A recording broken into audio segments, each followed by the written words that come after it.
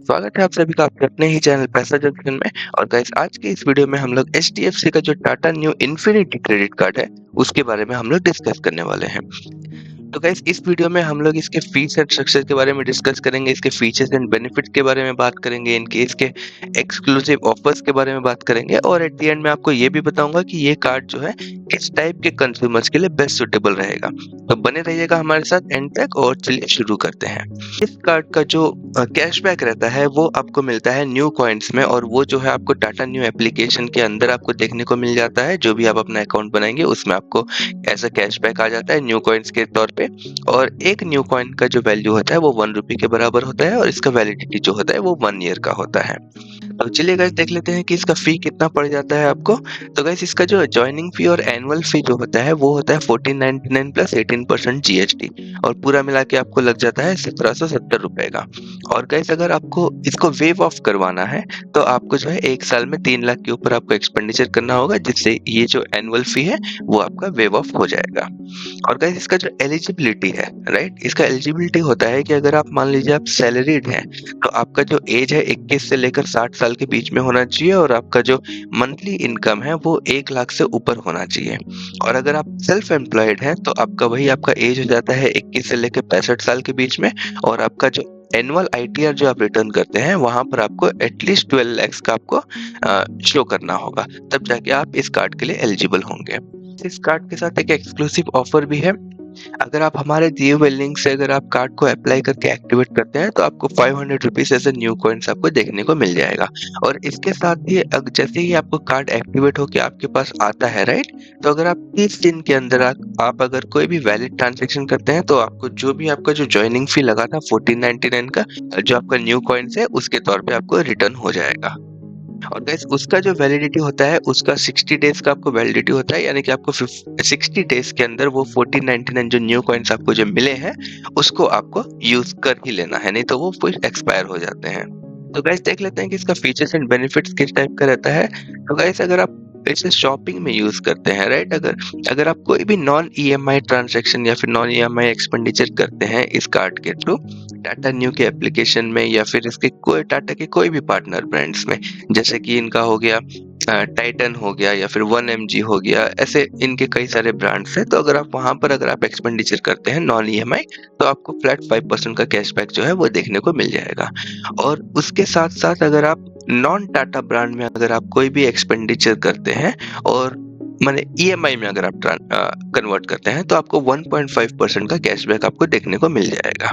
और गाइस अगर आप न्यू पास अगर आप लेते हैं तो न्यू पास को परचेस करने के बाद आपको एडिशनल 5% का कैशबैक जो है वो आपको देखने को मिल जाएगा। तो मान लेते हैं कि अगर आपके पास न्यू पास है एंड आप टाटा टाटा के न्यू एप्लीकेशन से आप नॉन ईएमआई कुछ भी एक्सपेंडिचर कर रहे हैं तो आपको टोटल का 10% का डिस्काउंट आपको ऐसे ही देखने को मिल जाएगा। और इसके साथ साथ गाइस यहाँ पर आपको फ्यूल सरचार्ज भी देखने को मिलता है। अगर आपका ट्रांजैक्शन 400 से लेके 5000 के बीच में है तो आपको 1% का जो है फ्यूल सरचार्ज वो आपको देखने को मिल जाता है। और इसके साथ साथ गाइस का जो रुपए वेरिएंट है, राइट, उसमें अगर आप कोई भी यूपीआई स्पेंड करते हैं तो फिर आपको वहां पर 1.5% का कैशबैक आपको देखने को मिल जाता है।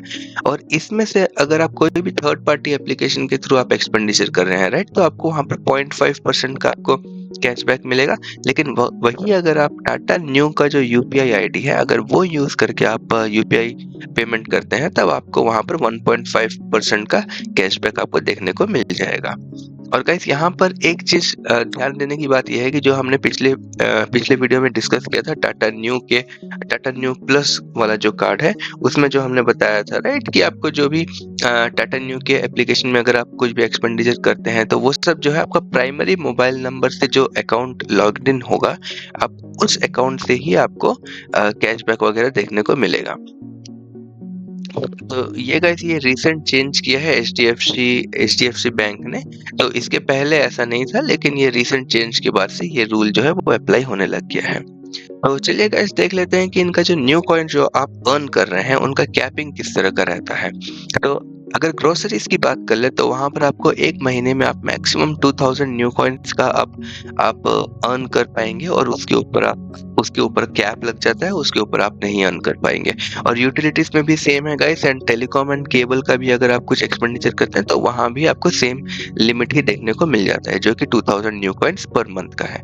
और वही अगर आप यूपीआई या फिर फ्यूल में अगर आप एक्सपेंडिचर कर रहे हैं, राइट? तो यूपीआई स्पेंड अगर आप कर रहे हैं तो वहाँ पर आपको पर मंथ आपको 500 कॉइन्स का कैप आपको देखने को मिल जाता है, एंड फ्यूल सरचार्ज जो आपको रिफंड मिलेगा वो भी आपको 500 का कैप में देखने को मिल जाता है।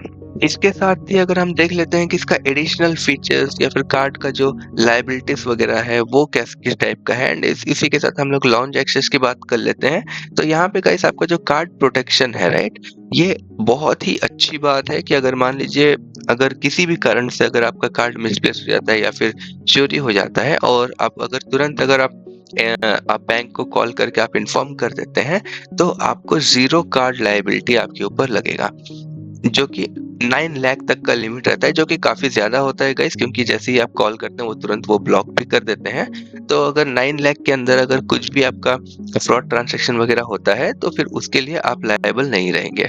और इसी के साथ अगर आपका एक्सीडेंटल एयर डेथ यानी कि अगर आप एयरप्लेन में अगर कहीं फ्लाइट में अगर कहीं आप ट्रैवल कर रहे हैं तो वहाँ पर अगर अनफॉर्चुनेटली अगर ऐसा कुछ हादसा होता है तो फिर वहाँ भी आपको accidental air death cover of 1 CR आपको देखने को मिल जाता है। और गाइस अगर आप इंडिया के बाहर हैं, कहीं पर दूसरे कंट्री में हैं, तो वहाँ पर अगर अनफॉर्चुनेटली अगर ऐसा कुछ होता है तो वहाँ पर भी आपको हॉस्पिटलाइजेशन का कवर मिलता है, जो कि 15 लाख का होता है। हालाँकि ये बहुत कम है लेकिन फिर भी कुछ तो मिल रहा है, राइट?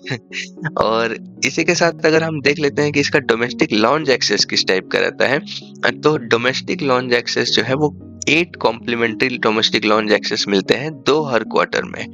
ठीक है, ये गाइस जो है ये आपका वीजा और रुपे कार्ड वेरिएंट के लिए ही अवेलेबल रहता है, मास्टर कार्ड के लिए नहीं रहता है। और वही अगर हम लोग इंटरनेशनल लॉन्च एक्सेस की बात करें तो आपको 1 साल में 4 मिलेंगे, जिसमें 1 पर क्वार्टर रहता है, और ये वीजा के थ्रू रहता है। एंड इसमें गाइस आपके साथ एक ऐड ऑन मेंबर भी आप लॉन्च में विजिट कर पाएंगे। और वही अगर आप रुपे कार्ड अगर आपके पास है तो फिर आपको $3.25 का आपको चार्ज लगेगा पर विजिट में। हालांकि ये बहुत कम चार्ज है, क्योंकि चार्ज कुछ $17 या $20 ऐसा कुछ अप्रोक्सीमेटली लगता है। तो यहाँ पर आपको सिर्फ $3.25 पे आपको जो है वो लॉन्च एक्सेस आपको मिल जा रहा है। तो गाइस ये तो हो गया इनका फीचर्स एंड लॉन्च एक्सेस। अब देख लेते हैं कि इनके किस टाइप के ट्रांजैक्शंस के लिए आपको किसी भी तरह का न्यू कॉइन्स नहीं मिलेगा। तो अगर आप रेंट पेमेंट करते हैं या फिर गवर्नमेंट ट्रांजैक्शंस करते हैं या फिर फाइनेंशियल चार्जेस वगैरह करते हैं, एंड फ्यूल स्पेंड्स में यहाँ पर सरचार्ज की बात नहीं हो रही है। अगर आप फ्यूल स्पेंड्स के ऊपर आप किसी भी तरह का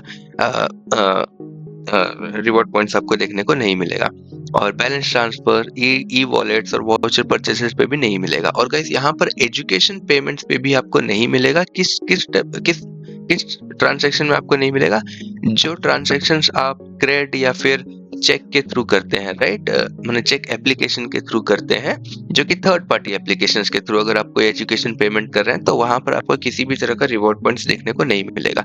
वही अगर आप डायरेक्ट अगर एजुकेशनल इंस्टीट्यूशन के पॉस मशीन पीओएस मशीन से कर रहे हैं या फिर उनके वेबसाइट पे जाके अगर आप कुछ एक्सपेंडिचर कर रहे हैं तो वहां पर आपको जो है रिवॉर्ड पॉइंट्स देखने को मिल जाता है।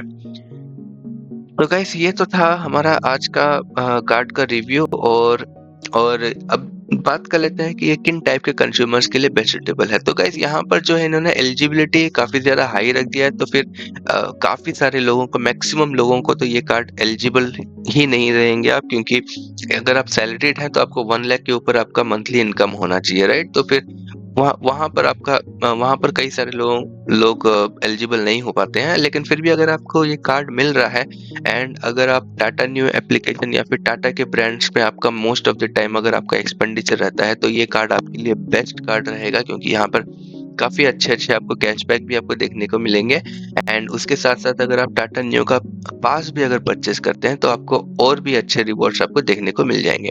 और गाइस इसी के साथ मैंने काफ़ी सारे कार्ड्स में guys most of the cards में ईएमआई ट्रांज़ैक्शंस पे किसी भी तरह का रिवॉर्ड पॉइंट देखने को नहीं मिलता है। लेकिन टाटा न्यू प्लस और टाटा न्यू इन्फिनिटी ये 2 क्रेडिट कार्ड्स ऐसे हैं जहाँ पर आपको ईएमआई ट्रांज़ैक्शंस पर भी आपको हाँ, रिवॉर्ड पॉइंट्स देखने को मिल जा रहा है।